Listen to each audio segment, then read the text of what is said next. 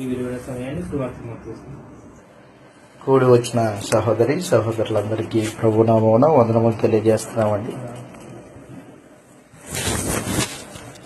గత వారమున మనము అపోస్తుల కార్యములను పరిచయం చేసుకున్నాం.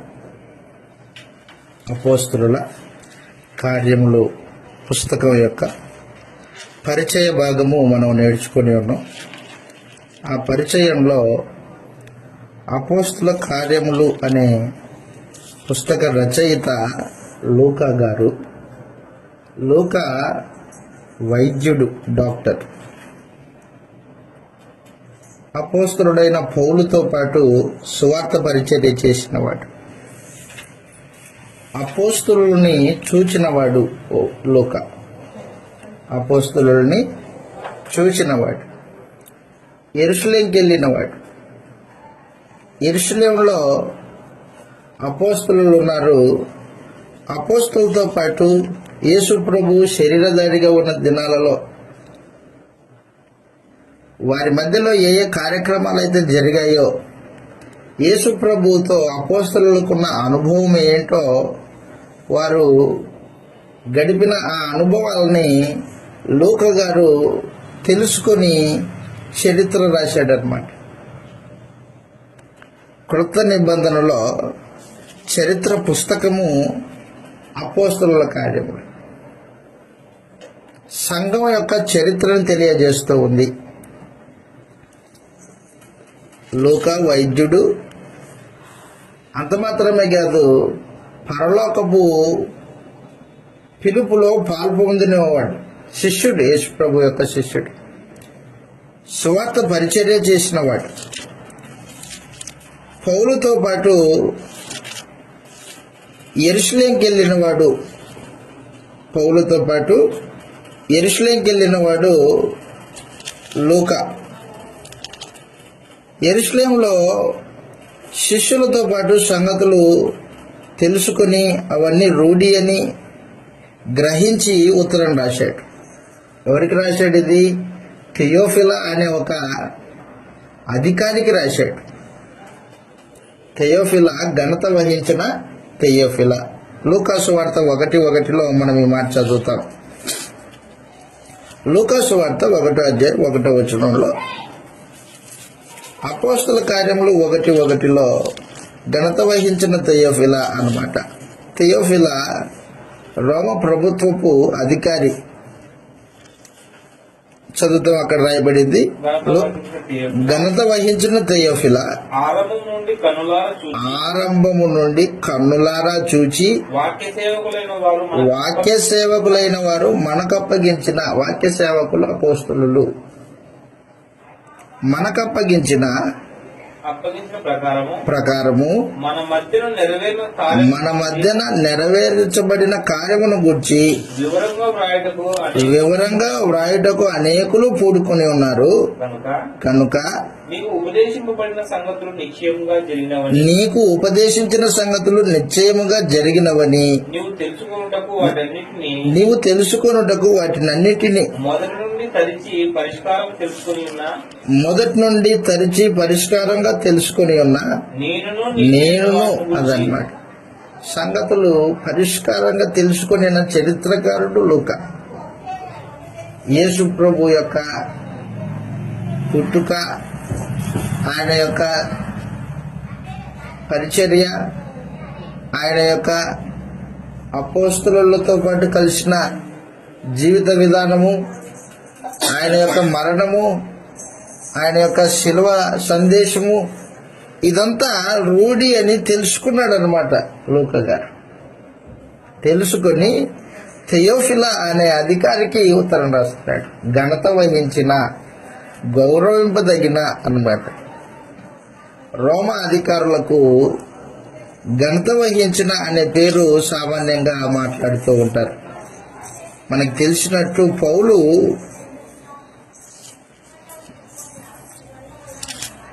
నేరస్తుడైనట్టు బోనులో నిలబడినప్పుడు ఘనత వహించిన ఫెస్తు అంటాడు, ఘనత వహించిన ఫెలిక్సు అంటాడు. చదువుతాం అన్నమాట 24వ అధ్యాయం. 24వ అధ్యాయం 3వ వచనంలో, అపోస్తల కార్యాలు 24వ అధ్యాయం 3వ వచనంలో మహాఘనత వహించిన ఫెలిక్సా అన్నాడు. ఫెలిక్సు రాజు మహాఘనత వహించిన ఫెలిక్సా అదన్నమాట. ఘనత వహించిన అనే మాట అధికారులకు గౌరవ సూచకమైన మాట. అది పైన 23వ అధ్యాయము 26వ వచనంలో కూడా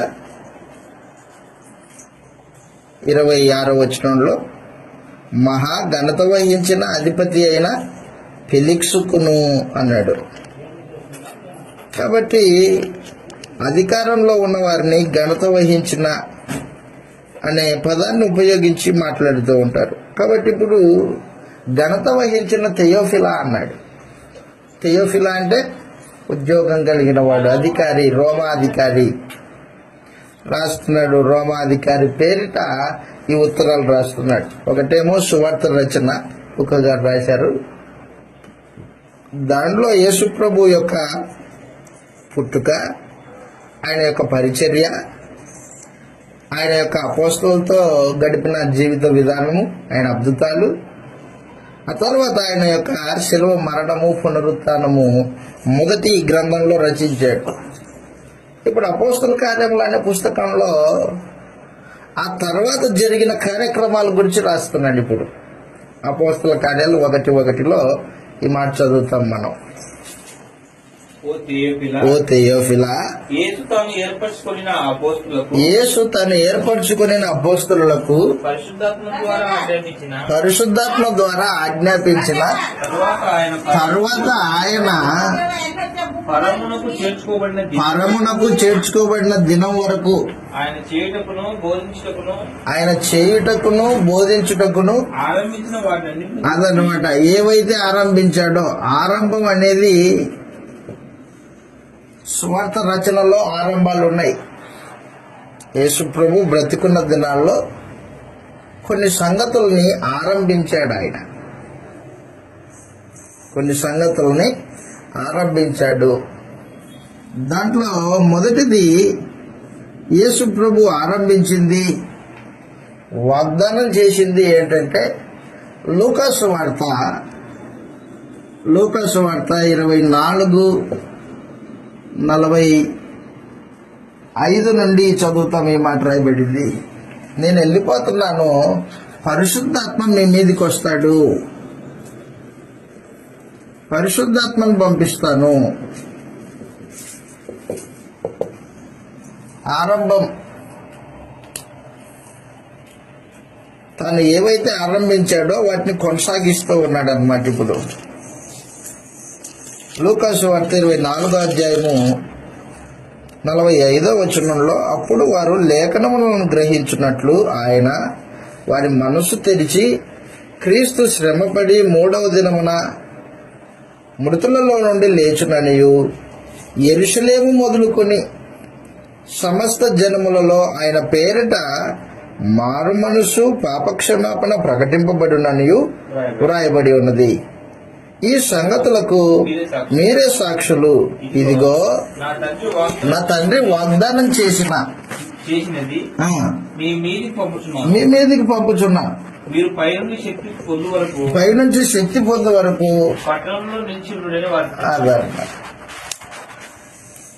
సువార్త ప్రారంభించబడింది. పరిశుద్ధాత్మ శక్తి భూమి మీదకి వస్తాడు, పరిశుద్ధాత్మను భూమి మీదకి వస్తాడు. మీరు పరిశుద్ధాత్మను పొందేంత వరకు యెరూషలేములోనే ఉండండి, ఎక్కడికి పోకండి అని చెప్పేశాడు అనమాట. దేవుని రాజ్యము ప్రారంభించబడుతుంది. దేవుని రాజ్యానికి ప్రారంభం. దేవుని రాజ్యము అనగా సంఘము ప్రారంభించబడుతుంది అని ముందుగానే తెలియజేశాడు అన్నమాట.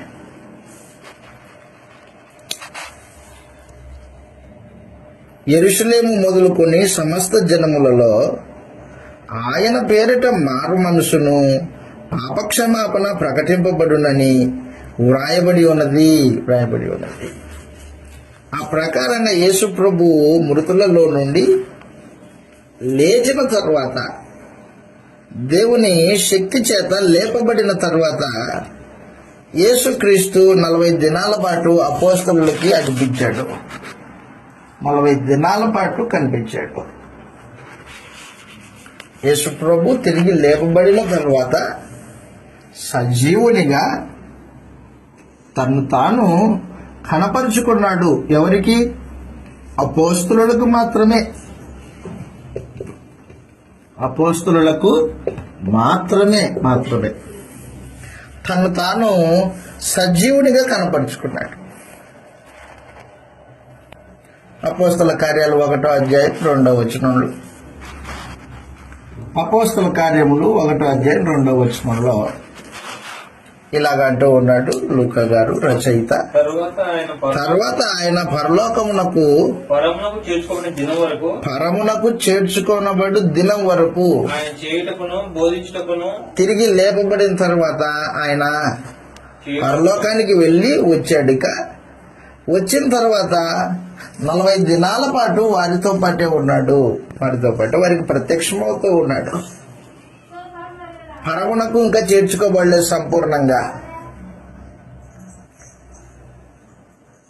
పరమునకు చేర్చుకోబడితే ఆయన మరలా వచ్చే అవకాశం ఉన్నట్టు మనకు గ్రంథం తెలియజేస్తుంది. వస్తాడు. పరమునకు చేర్చుకొనబడు దినం వరకు వారికి అగుపిస్తూ ఏం చేశాడంటే తన్ను తాను సజీవునిగా కనపరుచుకున్నాడు. ఆయన తిరిగి లేచిన తర్వాత శిష్యులు నమ్మలేదు. ఆ మాటకు వస్తే రే దెయ్యం రా అనుకున్నారు వాళ్ళు. యేసు ప్రభువుని దెయ్యమని అనుకున్నారు, భూతమని అనుకున్నారు. అప్పుడు యేసు ప్రభు ఏం చేశాడంటే, ఇదిగో నన్ను తాకి చూడండి, నేను దెయ్యాన్ని కాదు, భూతాన్ని కాదు, సజీవునిగా దేవుని శక్తి చేత లేపబడ్డాను అని తను తాను శిష్యులకి రుజువుపరుచుకున్నాడు. సజీవునిగా రుజువుపరుచుకున్నాడు అన్నమాట. చదువుతాం ఇలా రాయబడింది. వాళ్ళు ఆయన్ని భూతం అనుకున్నారు. యోహాను సువార్త 21వ అధ్యాయం. 21వ అధ్యాయం 21వ అధ్యాయము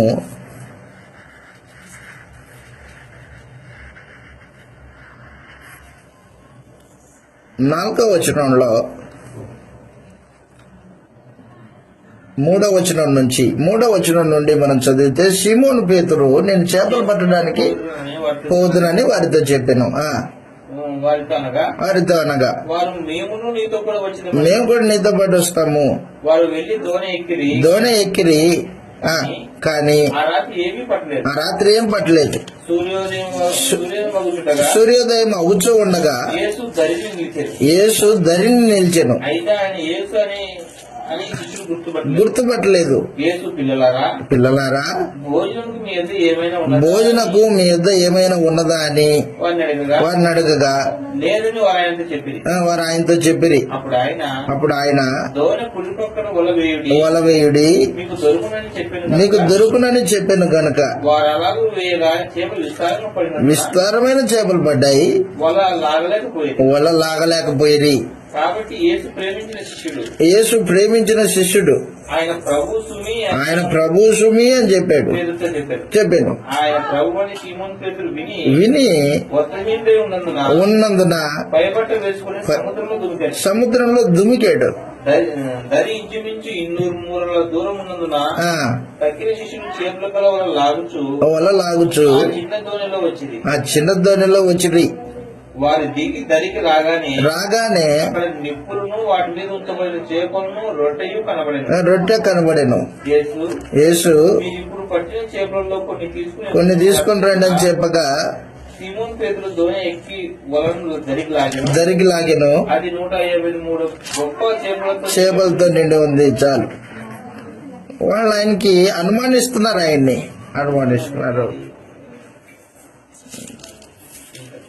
లూకా సువార్తలో దయ్యము అని ఆలోచన చేస్తున్నారు ఆయన్ని. సరిగా విశ్వాసం ఉంచలేదు వాళ్ళు. ఆయన ఏం చేశాడంటే రుజువులు చూపించాడు. ఇదిగో నేనే ఆయన్ని అని రుజువులు చూపించాడు.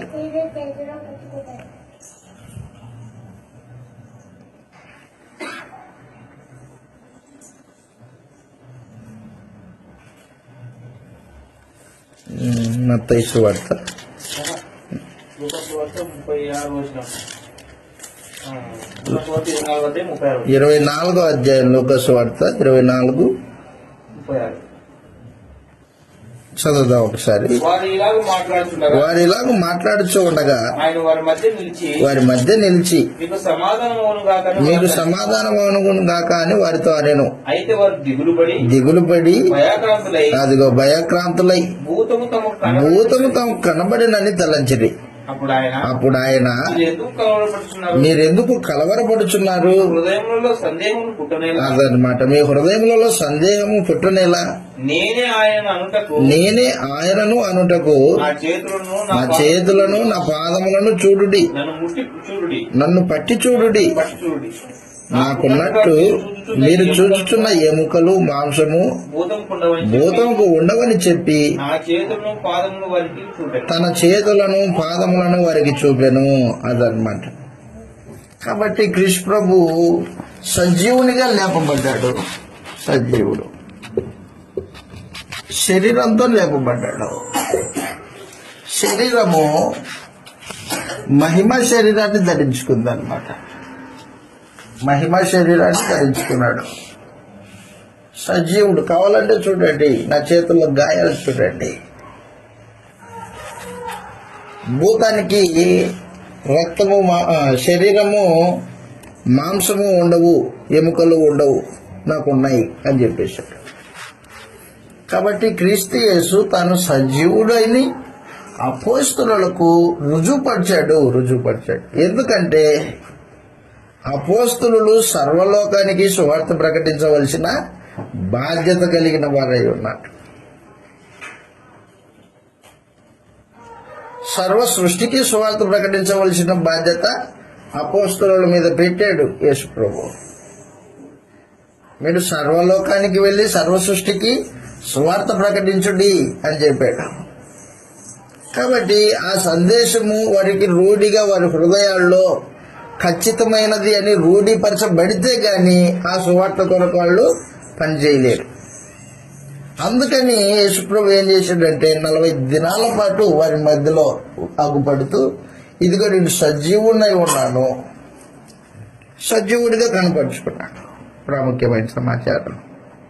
రెండవది, ఈ 40 దినాల్లో యేసుప్రభు అపోస్తలులకి ఏం బోధించాడంటే దేవుని రాజ్యమును గురించి బోధించాడు. దేవుని రాజ్యమును గూర్చిన సంగతులు బోధించాడు. దేవుని రాజ్యం. ఒక వ్యక్తి యేసు ప్రభువుని నమ్మాడంటే దేవుని రాజ్యమును గూర్చి తెలిసిన వాడై ఉండాలి. రాజ్యమును గూర్చి తెలుసుకోకుండా యేసుని నమ్మినట్టు కాదు. రాజ్యానికి రాజు క్రీస్తు ప్రభు అని ఎరిగిన వాడు రాజ్యమును ఎరిగిన వాడై ఉంటాడు. కాబట్టి దేవుని రాజ్యము ప్రవక్తల సందేశాలలో స్థాపింపబడుతుందని దేవుడు ముందుగానే ప్రవక్తల నోట వ్రాయించాడు. ఆ రాజ్యం ఇప్పుడు స్థాపించాల. దానియేలు గ్రంథము 2వ అధ్యాయము 42వ వచనంలో దేవుని రాజ్యము రోమ ప్రభుత్వ కాలంలో స్థాపింపబడుతుందని దానియేలు ప్రవక్త ద్వారా నెబుకద్నెజరుకి ఆ విషయాన్ని తెలియజేశాడు దేవుడు. దానియేలు 2వ అధ్యాయం 42వ వచనంలో 2వ అధ్యాయం 42వ వచనంలో ఈ మాట రాయబడింది. నెబుకద్నెజరుకి కళభావం తెలియజేయడానికి దేవుడు దానియేలుకి ఆ సందేశం ఇచ్చాడు. 2వ అధ్యాయం 42వ వచనంలో పాదములు వేళ్ళు కొంత మట్టుకు ఇనుపవిగాను ఇనుపయుగాను కొంత మట్టుకు మట్టివిగాను మట్టియుగాను ఉన్నట్లు నీకు కనబడేను రాజా. రాజ్యం ఒక విషయంలో బలముగా ఒక విషయంలో బలంగాను ఒక విషయంలో నీరసముగాను ఉండును. ఇనుమును బురదయు మిళితమై ఉండును. కనబడేను. కొంతమరికి కనబడేను రాజా. అటువలే మనిషి జాతులు మిళితమై మిళితమై ఉంటారు. ఇనుము మట్టితో అటకనట్లు వారు ఒకరితో ఒకరు పొస్కక యుందురు. ఆ రాజుల కాలం ఆ రాజుల కాలంలో పరలోకమందున్న దేవుడు రాజు అనమాట పరలోకమందున్న దేవుడు రాజ్యం స్థాపించి ఒక రాజ్యమును స్థాపించును. దానికి ఎన్నటికీ నాశనం అదనమాట నాశనం కాని రాజ్యమును దేవుడు స్థాపిస్తాడు. ఆ రాజ్యము క్రీస్తు సంఘము. క్రీస్తు సంఘం ఆ రాజ్యము క్రీస్తు ప్రభు యొక్క ఏలుబడి చేసే రాజ్యం. అది క్రీస్తు ప్రభు యొక్క ఏలుబడి ఆ రాజ్యంలో ప్రవేశించిన ప్రతి వ్యక్తి యొక్క హృదయంలో ఉంటుంది. ఆ రాజ్యము భౌతికమైనది కాదు, ఆత్మ సంబంధమైనది అని చెప్పేసాడు అనమాట. కాబట్టి రాజ్యం స్థాపింపబడుతుంది. ప్రవక్తల నోట ముందుగానే దేవుడు చెప్పాడు. యేసు ప్రభు బతికున్నప్పుడు, బాప్తిస్మిచ్చి యోహాను బతికున్నప్పుడు వీళ్ళు సందేశం ఇదే, దేవుని రాజ్యం సమీపించనుంది, మారు మనసు పొందండి అనే సందేశం చెప్పేవాళ్ళు. యేసు ప్రభు బ్రతికున్నంత కాలము దేవుని రాజ్యం ఇంకా స్థాపింపబడలేదు. దేవుని రాజ్యము ప్రత్యక్షంగా రాదు అని చెప్పేశాడు అనమాట. ప్రత్యక్షంగా రాదు, అది మీ మధ్యలోనే ఉంది. ఎవరైతే యేసు ప్రభువుని క్రీస్తు అని దేవుని కుమారుడని అంగీకరించి హృదయంలో ఆయన్ని రాజుగా ప్రతిష్ఠిస్తారో వారు ఆ రాజ్య ప్రజలు. ఆ రాజ్యం గురించి సంపూర్ణంగా మీకు తెలియాలా, లోకానికి ప్రకటించాలంటే ముందుగా మీకు తెలియాలా అని ప్రభు ఏం చేశాడంటే 40 దినముల పాటు ఆ రాజ్యమును గూర్చిన సంగతులు తెలియజేశాడు అనమాట. మత్తయి సువార్త 13వ అధ్యాయంలో ఆ రాజ్యమును గూర్చి ఉపమానాలు చెప్పాడు. ఆ రాజ్యమును గూర్చి ఉపమానాలు చెప్పాడు. ఆ ఉపమానాలు ఇప్పుడు నెరవేర్చబడబోతున్నాయి. మత్తయి సువార్త 13వ అధ్యాయంలో దేవుని రాజ్యము మంచి విత్తనమును విత్తిన వాణిని పోలి ఉన్నది అని ప్రారంభించాడు 13వ అధ్యాయం ప్రారంభంలో. ఆ తర్వాత దేవుని రాజ్యము పొలంలో మంచి విత్తనాలు విత్తిన, గోధుమలు విత్తిన వాడిని పోలి ఉన్నది అని చెప్పాడు. ఆ తర్వాత దేవుని రాజ్యము ఆవగింజ వలె ఉంటుంది, ఆవగింజ వలె అని చెప్పేశాడు. అది పెరిగి పెద్దగా అవుతుంది, దాని కింద పక్షులన్నీ వస్తాయి అని చెప్పేశాడు. దేవుని రాజ్యం నేను దేంతో పోలుతును? అది మంచి ముత్యాన్ని వెతుకుచున్న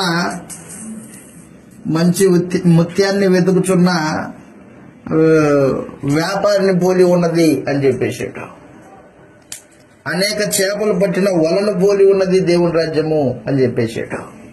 కాబట్టి దేవుని రాజ్యమును గురించి తాను శరీరధారిగా ఉన్న దినాల్లో వాటి యొక్క ఉపమానాల్లో తెలియజేశాడు. ఇప్పుడు వారికి రూఢిగా తెలియజేస్తున్నాడు. ఇక రాజ్యము స్థాపించబడే సమయం ఆసన్నమైపోయింది. ఎంత సమయం ఉంది? ఇక 10 రోజుల టైం ఉంది. ఇక పెంతెకోస్తు దినమున పరిశుద్ధాత్మ ఎప్పుడైతే భూమి మీదకి వచ్చాడో ఆ రోజున సంఘము ప్రారంభించబడింది. మొదటి ప్రసంగం పేతురు మాట్లాడాడు. ఆ ప్రసంగాన్ని విని మారుమనసు పొంది యేసుక్రీస్తుని రాజుగా అంగీకరించి బాప్తిజం పొందిన వాళ్ళు 3,000 మంది. రాజ్యము ప్రారంభించబడడానికి ఎన్ని రోజుల టైం ఉంది? 10 రోజుల టైం ఉంది. 10 రోజులు 50వ రోజున వస్తుంది.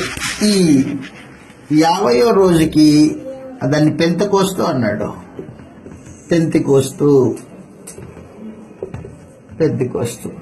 పెంతెకోస్తు అంటే అర్థము 50వ దినము అని అర్థం. 50వ దినం. 50వ దినము అది ఆదివారము.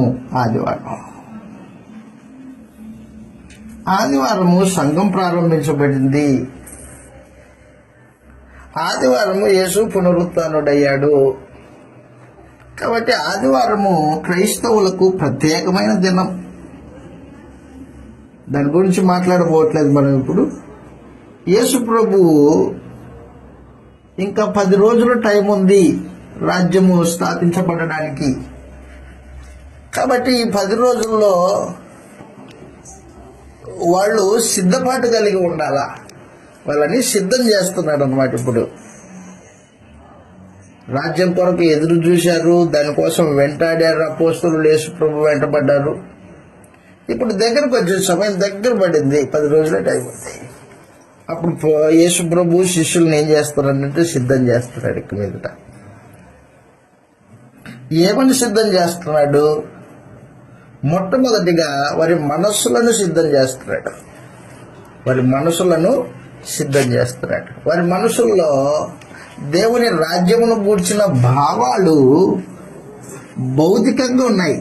భౌతికంగా ఉన్నాయి. దేవుని రాజ్యము భౌతికమైనది అనే భావనలో ఉన్నారు ఇంకా అపోస్తలులు. ఆయన తిరిగి లేచినప్పటికీ కూడా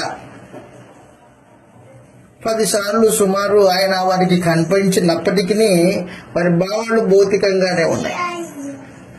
రోమ ప్రభుత్వాన్ని యేసు ప్రభు సంపూర్ణంగా ఓడించేసి తాను ఒక సింహాసనాన్ని స్థాపించుకుంటాడు. దావీదు కుమారుడు దావీదు ఎలాగ సింహాసనం వేసుకొని కూర్చొని 12 గోత్రాలను పరిపాలించాడో, యేసు ప్రభు కూడా అలాగూ సింహాసనం వేసుకొని 12 గోత్రాలని పరిపాలన చేస్తాడని భౌతికంగా ఆలోచన చేస్తున్నారు. ఆయన బతికున్నప్పుడు భౌతికంగా ఆలోచన చేశారు రాజ్యాన్ని, తిరిగి లేచిన తర్వాత కూడా భౌతికంగానే ఆలోచన చేస్తున్నారు.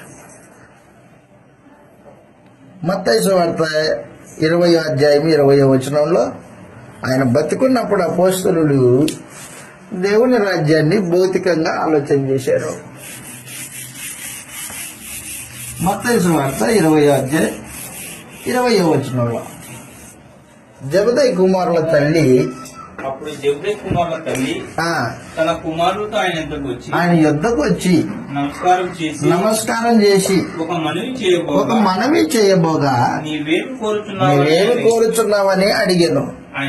ఆయన అడిగాను. అందుకనే అదిగో నీ రాజ్యమందు ఈ నా 2 కుమారులలో ఒకడు కుడివైపున ఒకడిని ఎడవైపున ఒకడిని కూర్చుని సెలవిమ్మని అడిగారు. అదనమాట. అందుకు యేసు అదనమాట మీకు తెలియదు అది ఏమడుగుతున్నారో అని చెప్పేసి, ఏమడుగుతున్నాడో తెలియదా వాళ్ళకి? తెలియదంటే యేసు ప్రభు అన్నాడు రాజ్యము వాళ్ళు భౌతికమైంది అని ఆలోచన చేశారు. ఆలోచన చేసుకుని తల్లిని ప్రోత్సహించి, అమ్మా నువ్వు మాట్లాడు మా పక్షాన, తమ్ముడు కుడివైపున నేను ఎడమవైపున కూర్చుంటాను అని తల్లిని ముందు పంపించారు.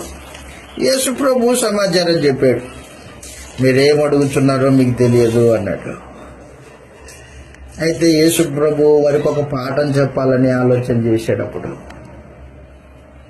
మత్తయి సువార్త 20వ అధ్యాయంలో మనం చూసినప్పుడు ఈ 2 కుమారులు జబదయి కుమారులు వీళ్ళు పదవుల కోసము ఆశించితే తక్కిన 10 మంది ఏం చేశారు? వాళ్ళ మీద కోపపడ్డారు. 24వ వచనంలో మత్తయి సువార్త 20వ అధ్యాయం 24వ వచనంలో ఈ మాట రాయబడింది. 24వ వచనంలో తక్కిన 10 మంది ఆ 2 సహోదరుల మీద కోపపడిరి. 25వ వచనంలో గనుక యేసు తన యొద్దకు వారిని పిలిచి అన్యజనులలో అధికారులు వారి మీద ప్రభుత్వం చేయుదురనియు వారిలో గొప్పవారు వారి మీద అధికారం చేయుదురనియు మీకు తెలియను. మీలో అలాగుండకూడదు.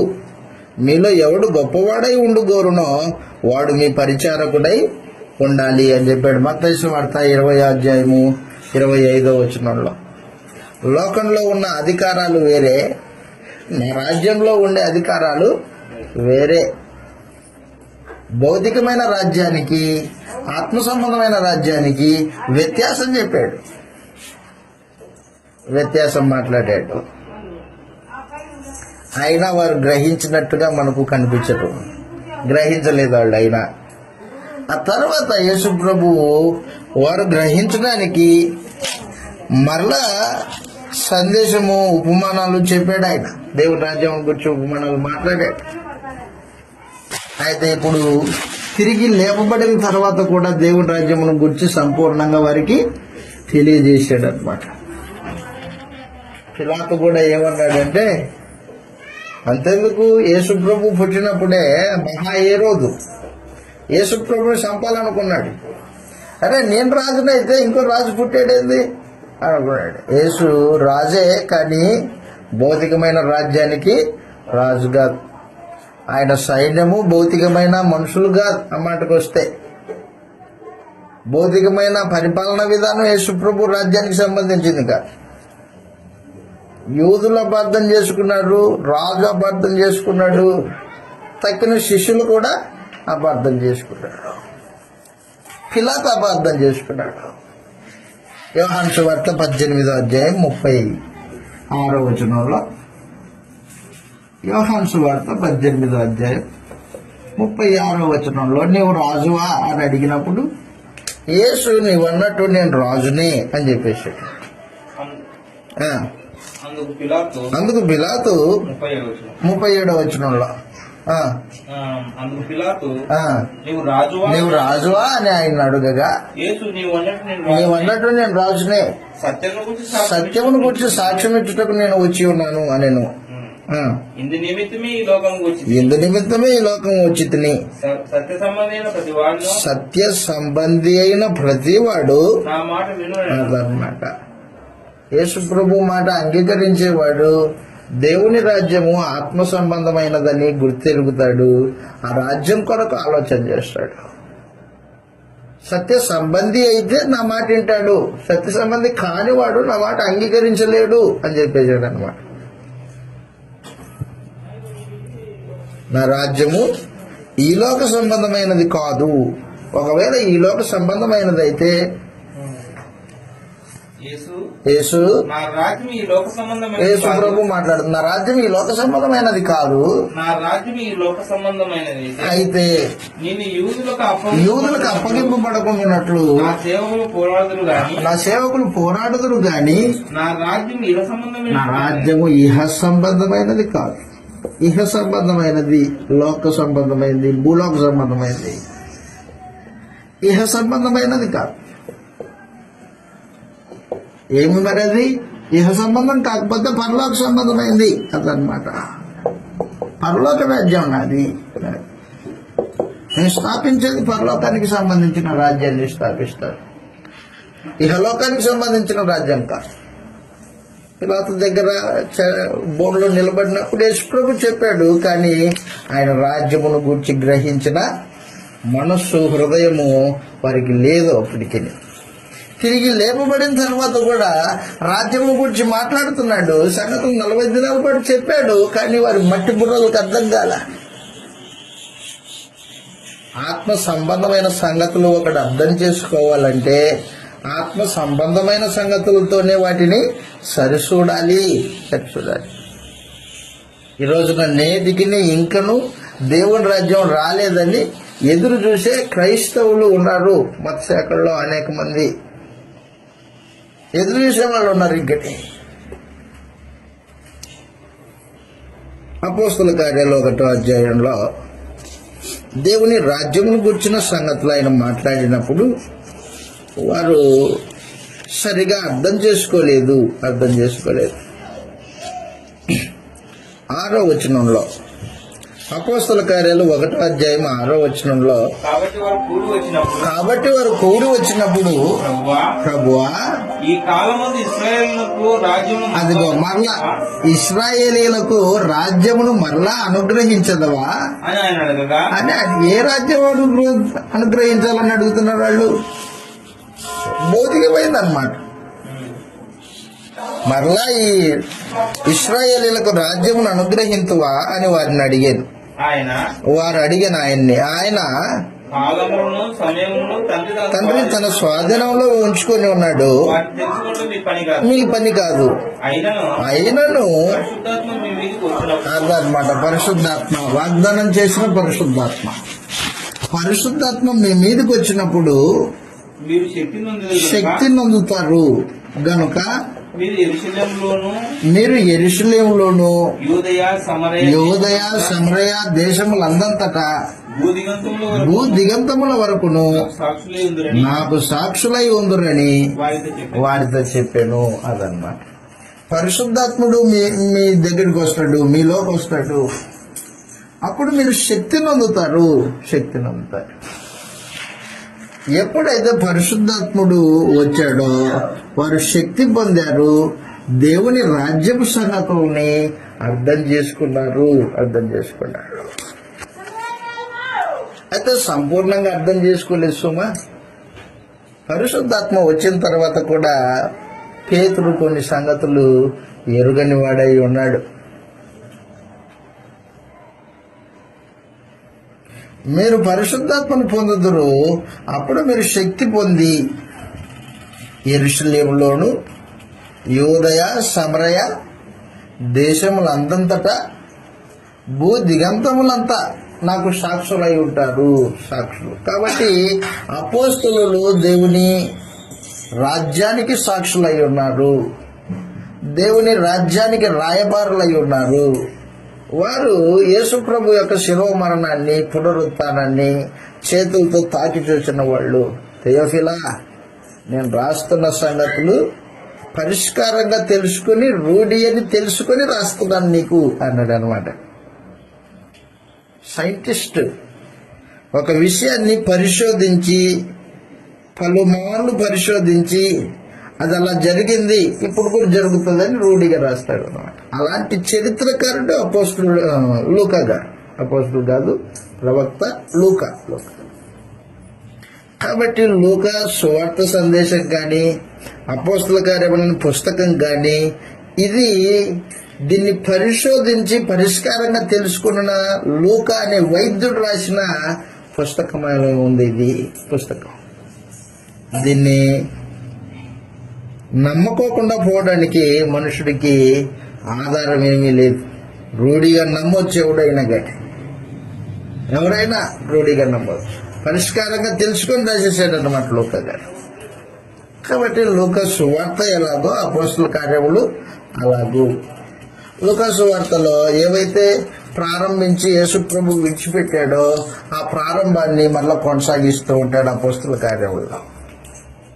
అపోస్తుల కార్యాల పుస్తకంలో కొనసాగిస్తూ ఉంటాడు. అపోస్తుల కార్యముల పుస్తకంలో మొట్టమొదటిగా 1వ అధ్యాయం. దానికంటే ముందు అపోస్తుల కార్యముల పుస్తకము 3 భాగాలు. దాన్ని 3 భాగాలుగా విభజించవచ్చు. 3 భాగాలు విభజన. అపోస్తుల కార్యముల యొక్క విభజన.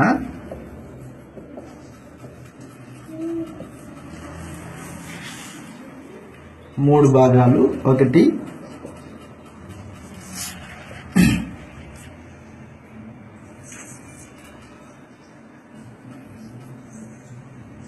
దేవుని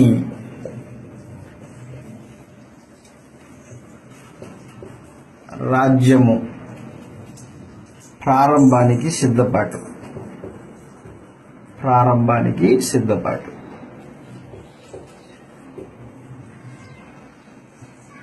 ప్రారంభానికి సిద్ధపాటు. ప్రారంభం. సిద్ధపాటు ప్రారంభం.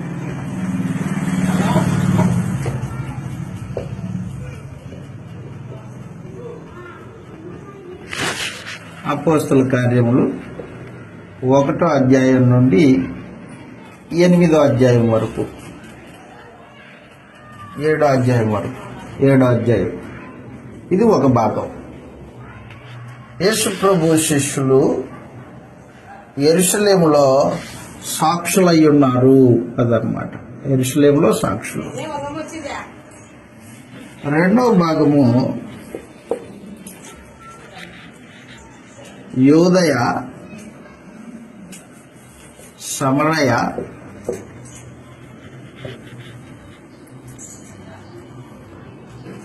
ప్రాంతములో సాక్షులు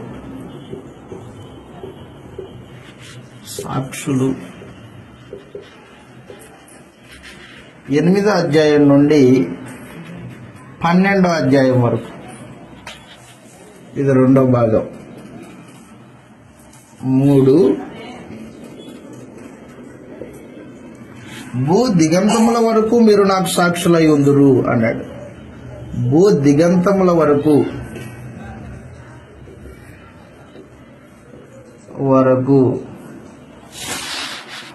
సాక్షులు. అపోస్తుల కార్యములు 13వ అధ్యాయం నుండి చివర 28వ అధ్యాయం వరకు, 28వ అధ్యాయం వరకు భూ దిగంతములకు సాక్షులు. ఈ 3వ భాగాన్ని 2 భాగాలుగా విభజించవచ్చు. 1 ఏ పౌలు సువార్త ప్రయాణాలు. పౌలు సువార్త ప్రయాణాలు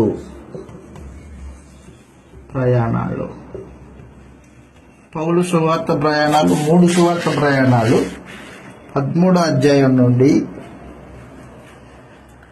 21 వరకు.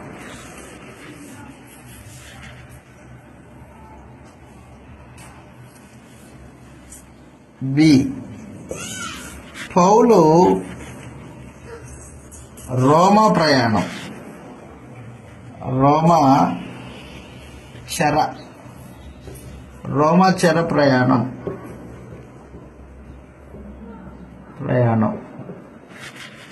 22వ అధ్యాయం నుండి 28వ అధ్యాయం వరకు. అదనమాట. ఇది అపోస్తలుల కార్యాల పుస్తకం. 3 భాగాలు. 1 దేవుని రాజ్యం ప్రారంభానికి సిద్ధపాటు. దేవుని రాజ్యం ప్రారంభించబడింది, దానికి అపోస్తలులు సాక్షులై ఉన్నారు. ఎక్కడ? యెరూషలేము దేశంలోనే. 1 నుంచి 7 అధ్యాయాలు. ఆ తర్వాత 2వ భాగము యోదయ సమరయ ప్రాంతములలో సాక్షులు అపోస్తలులు. తర్వాత భూదిగంతాలకి సందేశాన్ని తీసుకెళ్లిన వాడు పౌలు. భూదిగంతముల వరకు సందేశం వెళ్ళింది.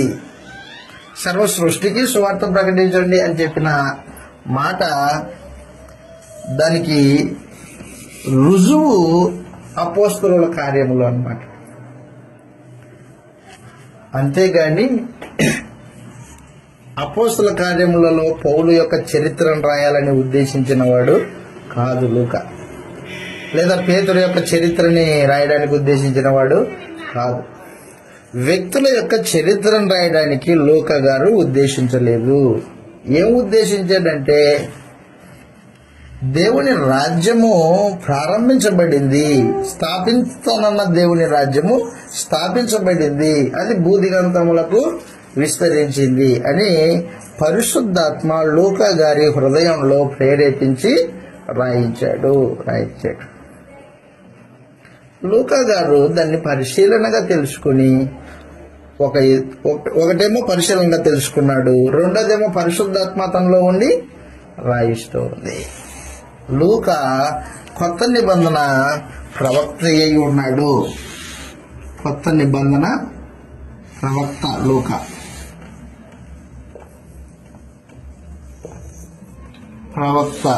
ప్రవక్తలు ఉన్నారు, ప్రవక్తలలో ఒకడు లూకా. పేతురు గారు రాసిన 2వ పత్రిక 1వ అధ్యాయం. పేతురు గారు రాసిన 2వ పత్రిక 1వ అధ్యాయం.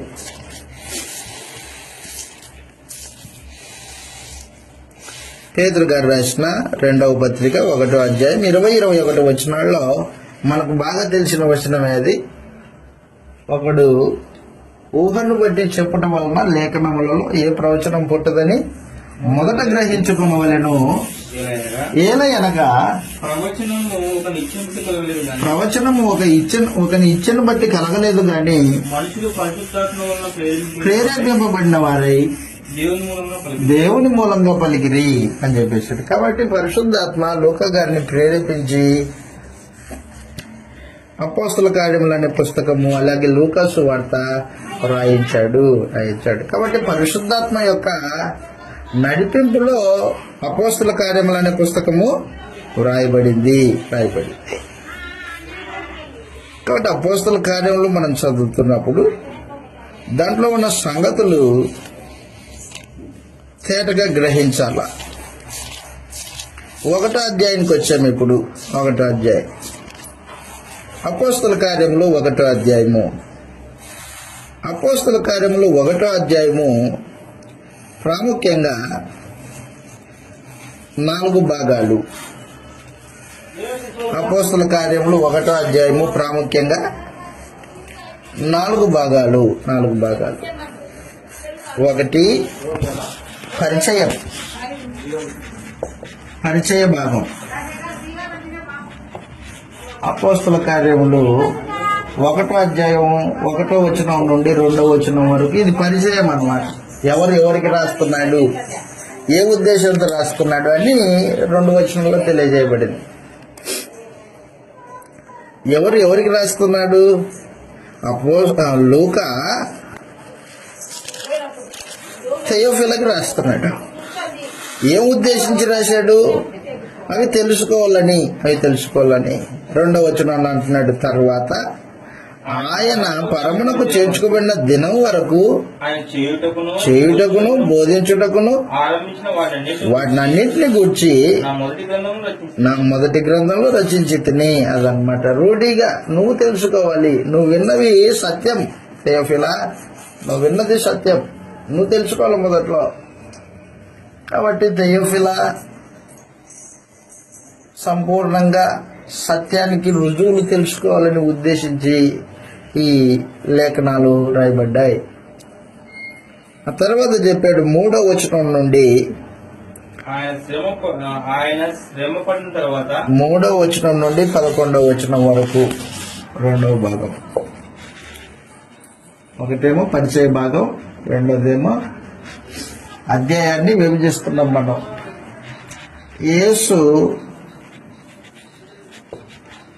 యేసుక్రీస్తు పరమునకు ఆరోహణమగుట,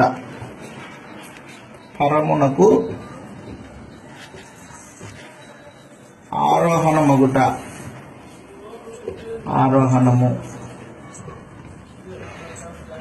అగుట 3వ వచనం నుండి 11వ వచనం వరకు. అపోస్తల కార్యాలు 1వ అధ్యాయం 3వ వచనం నుండి 11వ వచనం వరకు. తర్వాత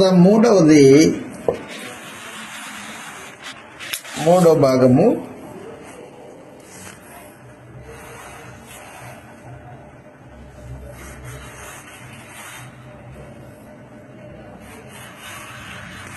శిష్యుల యొక్క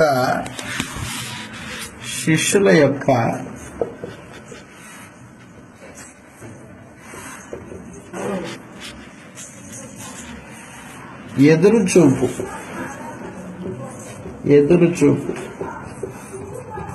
పరిశుద్ధాత్మ పంపిస్తానని చెప్పాడు కదా, దానికోసం ఎదురు చూస్తున్నారు అన్నమాట శిష్యులు. ఈ ఎదురుచూపు 12వ వచనం నుండి 14వ వచనం వరకు. 4వది తప్పిపోయిన యూదాకు బదులు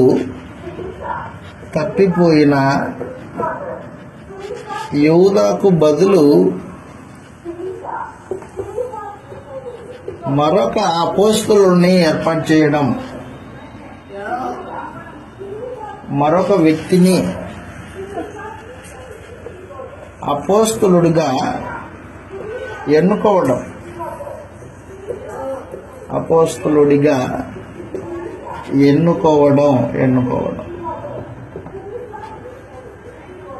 15వ వచనం నుండి 26వ వచనం వరకు, 15వ వచనం నుండి 26వ వచనం వరకు ఇదన్నమాట అధ్యాయం యొక్క విభజన.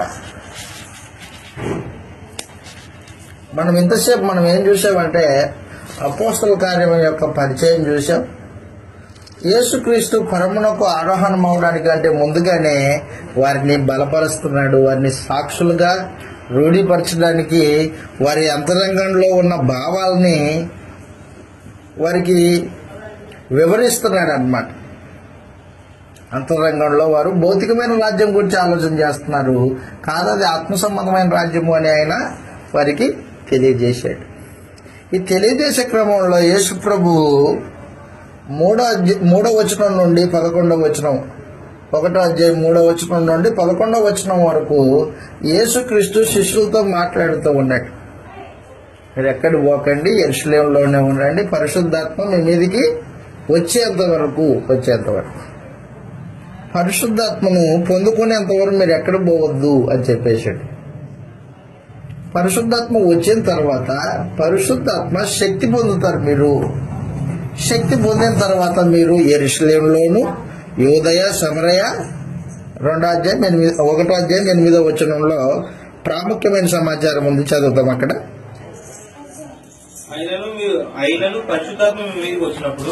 అయినను పరిశుద్ధాత్మ మీ మీదకి వచ్చినప్పుడు మీరు శక్తి నొందెదరు గనక యెరూషలేములోను, యూదయ, సమరయాల దేశమందంతటా భూదిగంతముల వరకు అదనమాట నాకు సాక్షులై ఉందరని వారితో చెప్పాను. ఇంకా చెప్పేశాడు, ఇక ఇదిగో మీరు శక్తి పొందుతారు, యెరూషలేము, యూదయ, సమరయ దేశముల ఎందంతటా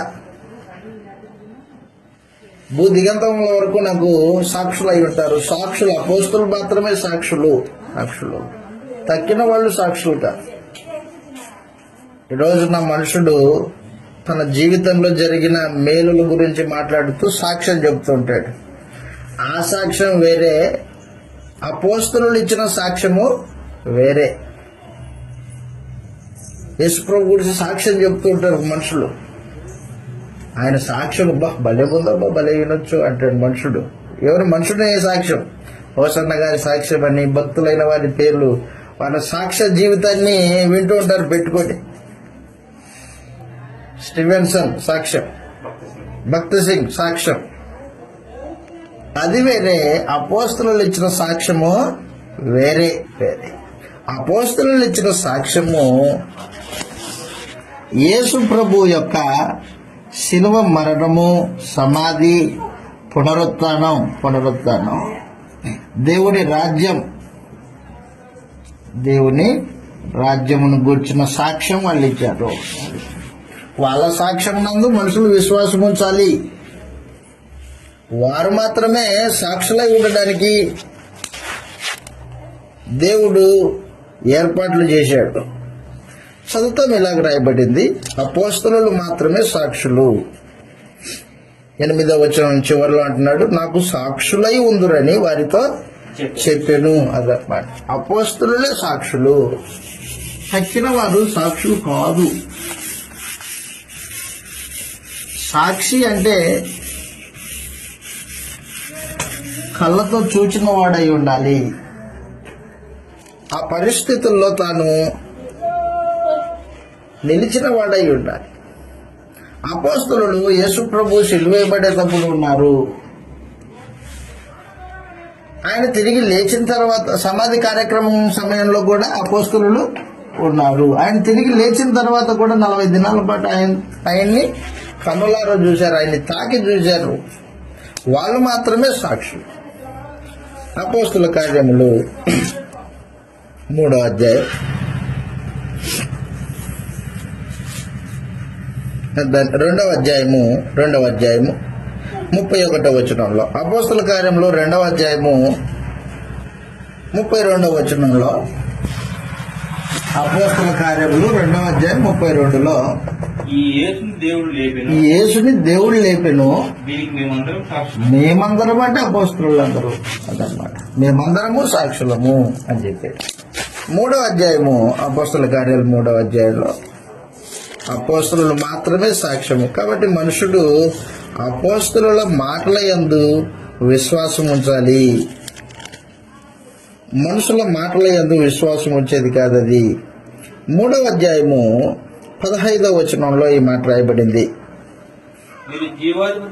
మీరు జీవాధిపతిని చంపితిరి గాని దేవుడు ఆయనను మృతులలో నుండి లేపెను.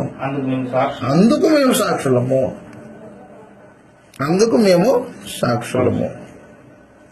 అపోస్తల కార్యములు 10వ అధ్యాయం. అపోస్తల కార్యములు 10వ అధ్యాయం. కొర్నేలి ఇంటికి వచ్చిన పేతురు ఇలాగ మాట్లాడుతూ ఉన్నాడు. 40వ వచనం నుండి 39వ వచనం నుండి. అపోస్తల కార్యములు 10వ అధ్యాయం 39వ వచనం నుండి, ఆయన యూదా దేశమందును యెరూషలేమునందును చేసిన వాటికన్నిటికీ మేము సాక్షులము. ఆయనను వారు మ్రానున వేలాడదీసి చంపిరి. దేవుడు ఆయనను మృతులలో నుండి లేపి ప్రజలందరికీ కాక దేవుని చేత ముందుగా ఏర్పరచబడిన సాక్షులకే, అనగా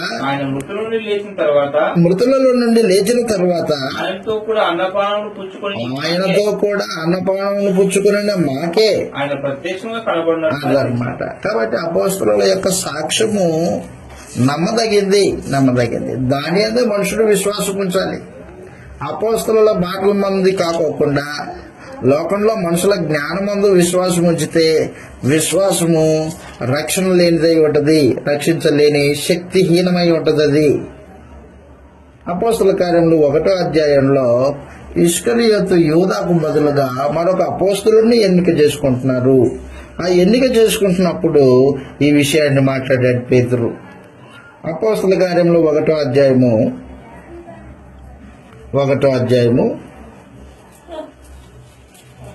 21వ వచనంలో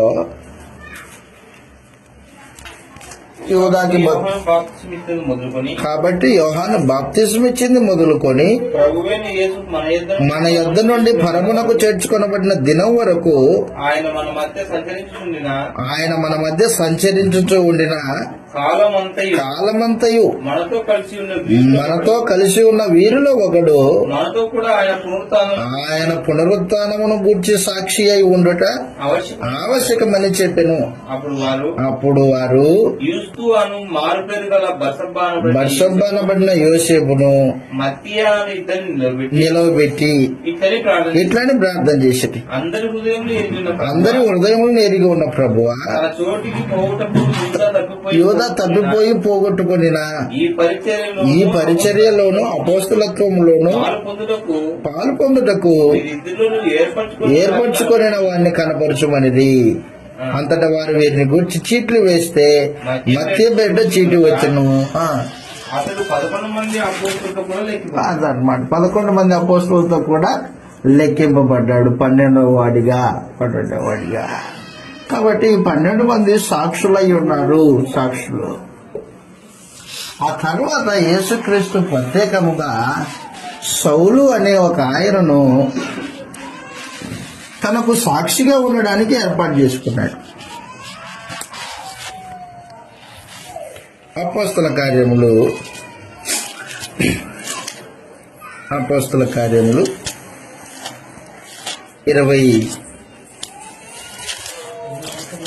24వ అధ్యాయంలో క్షమించండి 26వ అధ్యాయము అపోస్తల కార్యములు 26వ అధ్యాయము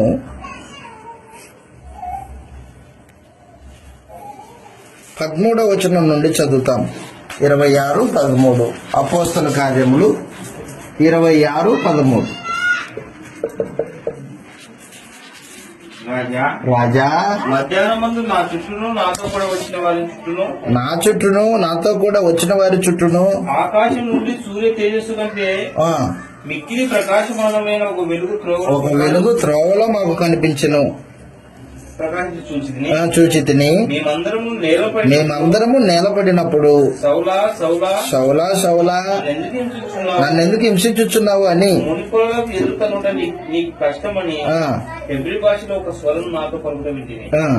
అప్పుడు అప్పుడు నేను ప్రభువా నువ్వు నువ్వు ఎవడవని అడగగా ప్రభు నేను నీవు హింసించుచున్న యేసును అది నీవు నన్ను చూచి ఉన్న సంగతిని గూర్చి నేను నీకు సంగతిని గూర్చి పరిచారకుని గాను అదిగో సాక్షిని గాను నియమించుటకే కనబడి ఉన్నాను. సాక్షి అదన్నమాట.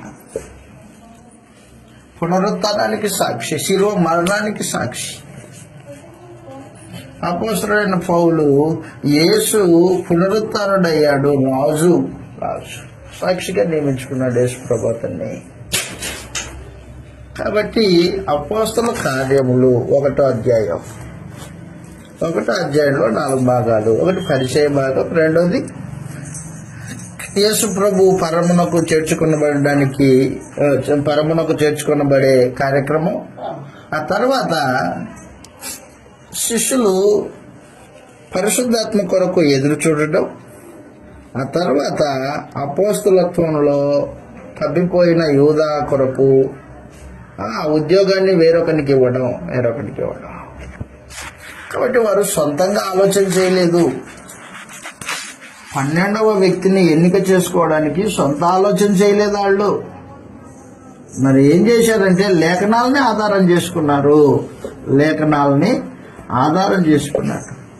పూర్వము దావీదు ప్రవక్త చేత వ్రాయించిన లేఖనాలని ఆధారం చేసుకుని అపోస్తలునిగా ఉండే ఉద్యోగము పోగొట్టుకునే యూదా ఆ ఉద్యోగాన్ని మత్తేయుకు అనుగ్రహింపబడింది. కాబట్టి అపోస్తలులు సొంతంగా ఏమీ నిర్ణయం తీసుకునే వాళ్ళు కాదు. వాళ్ళు లేఖనానుసారంగా నిర్ణయం తీసుకున్నారు. అపోస్తలుల బోధ వినుకోకుండా ఎవరే రక్షణ పొందడానికి అవకాశము లేనే లేదు. అపోస్తల కార్యములు అనే పుస్తకము అటు సువార్త రచనలకి ఇటు కొత్త నిబంధన పత్రికలకి వంతెన లాంటిదని చెప్పాను నీకు పోయినసారి. ఈ వంతెన లేకపోతే అర్థం చేసుకోవడం కష్టం. కాబట్టి చాలా ప్రాముఖ్యమైనది అపోస్తల కార్యములు. ఆ పుస్తకాన్ని చదువుతూ ఉండగా మనము మరిన్ని సంగతులు నేర్చుకుంటాం. కాబట్టి మనం ఇంతటితో ఈ పాఠాన్ని ముగించుకుంటాం. ప్రార్థన చేసుకుందాం.